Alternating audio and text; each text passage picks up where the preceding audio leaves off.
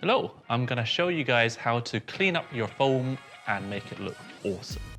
Why do people use foam? Because it's light, it's easy to work with, you don't require special tools, well, not that special anyways, and most importantly, it's con-safe everywhere. So the first thing is, obviously, you need a really sharp knife. Here is a normal box cutter, and this is my main tool that I use.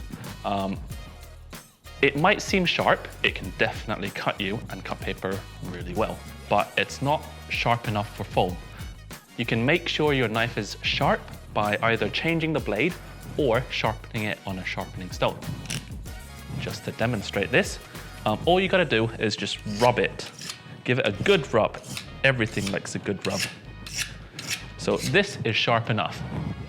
When you're cutting foam, make sure instead of cutting the foam, you do it more of a slicing motion. So imagine slicing the foam, one slice all the way across, and you get a very clean cut. There are different densities of foam as well. It goes from not very dense to pretty darn dense. You can use different density of foams for different usage. For example, denser foam will be more stiff, but it would be harder to work with if you want to mold it to different shapes. But foam that is less dense will look a little bit floppy. So when you're slicing foam, make sure you slice it in a very smooth motion all the way across, and you get an extremely clean cut. If you were to saw the foam, like this, you'll end up with a jagged cut. And make sure you cut all the way through as well. So as you can see here, it's very jagged, and you will require some finishing with like a rotary tool, for example, a Dremel, to clean it all up. There are different applications for different glue. You can use hot glue or you can use contact adhesive. For hot glue, to get a clean seam, all you gotta do is do a strip of glue, not too much so it doesn't overflow,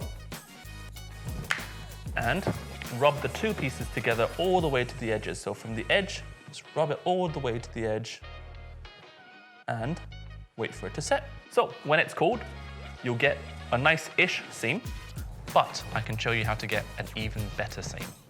So for contact adhesive, make sure you use it in a well-ventilated area so you don't get too high. To apply contact adhesive, what I do, you can use a paintbrush, but what I prefer doing, because I'm cheap and I don't want to buy more paintbrushes, is get a little bit of foam, dip it in, and make sure when you apply it to the pieces, you apply it on both sides, all the way up to the edge. So not too much, just enough to cover the surface, and that is plenty. If there is excess like this, all you gotta do is just wipe it off and then leave it to dry for about a couple of minutes. So I'm gonna do this to the other side. If there's not enough, dip more, and make sure you cover all the way up to the edges, because glue only sticks to glue. So when the two pieces are dry, what you gotta do is make sure you do a decisive stick together. Probably a better phrase, but that's what I'm gonna call it now. So once the glue touches, if you try to rip it apart, the chances are you might have to reapply the glue. So I'm gonna line it up edge to edge.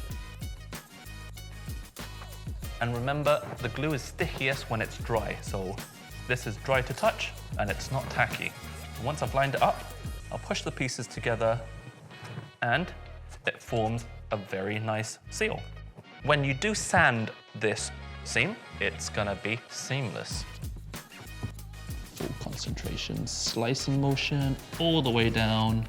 And as you can see, you can barely see the seam. And if you give this a little bit of a sand, the seam will completely disappear. So that concludes the cutting portion of it. What do you do when you want to improve on your foam build with not very much additional effort?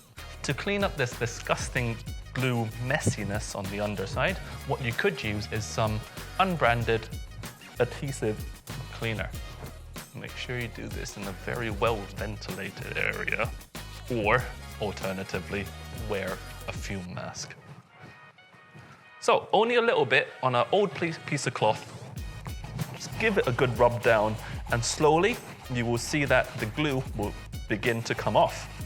Since this is a very messy bit of glue, I might need to rub it a little bit more.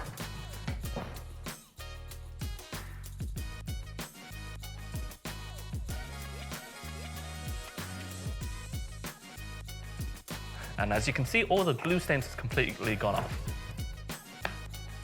Now, to put things into perspective, here's what I did earlier. You can still see some undissolved glue bits, but it's not as bad as the underside, which used to look like this.